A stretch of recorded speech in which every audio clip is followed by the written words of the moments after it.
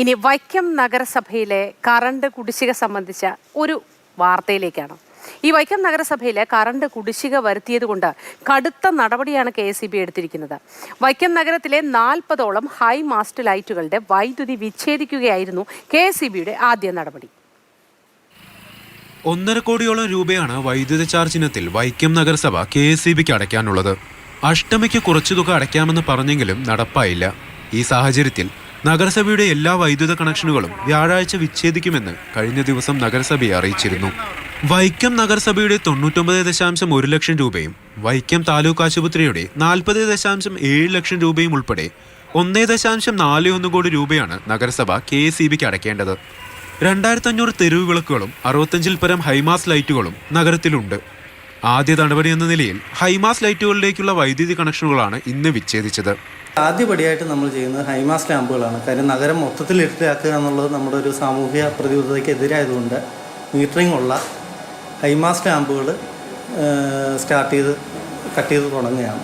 പ്രധാന നിരത്തുകളിലെ ലൈറ്റുകളിലെ വൈദ്യുതി വിച്ഛേദിച്ചതോടെ വ്യാപാരികളും നാട്ടുകാരും പരാതിയുമായി രംഗത്തെത്തി.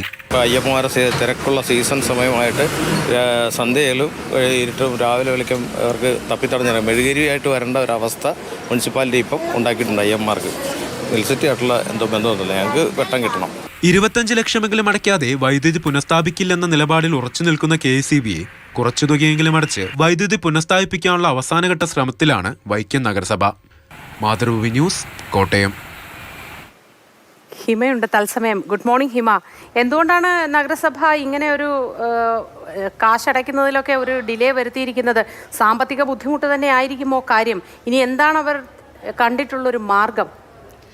തീർച്ചയായും മോത്തി, വെളിച്ചമില്ലാതെ വലിയൊരു ബുദ്ധിമുട്ടിലേക്കാണ് ഒരു നാടിനെ നഗരസഭ തള്ളിവിട്ടിരിക്കുന്നത്. ഇപ്പോൾ ഏകദേശം ഒരു 25 ലക്ഷം രൂപയെങ്കിലും പെട്ടെന്നടച്ച് ഇപ്പോൾ ഹൈമാസ്റ്റ് ലൈറ്റുകളുടെ വൈദ്യുതി വിച്ഛേദിച്ച ഒരു നടപടിയിൽ നിന്ന് മുക്തി നേടുക എന്നുള്ളൊരു കാര്യം മാത്രമാണ് ഇനി നഗരസഭയ്ക്ക് മുന്നിലുള്ളൂ.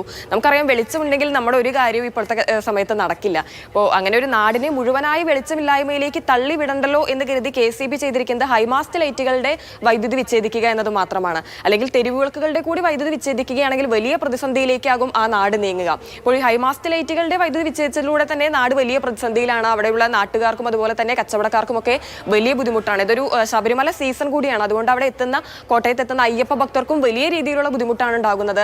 അവരും അതേ ബസ് സ്റ്റാൻഡിൽ നിന്നൊക്കെ പോകുമ്പോൾ വേറെ സംസ്ഥാനങ്ങളിൽ നിന്നുള്ള അയ്യപ്പ ഭക്തർ എത്തുന്നുണ്ട്. അപ്പോൾ അവർക്കും ബുദ്ധിമുട്ടാണ്.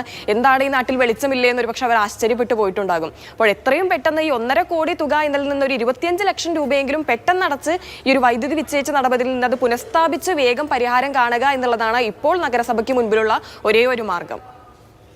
ശരി ഹിമ.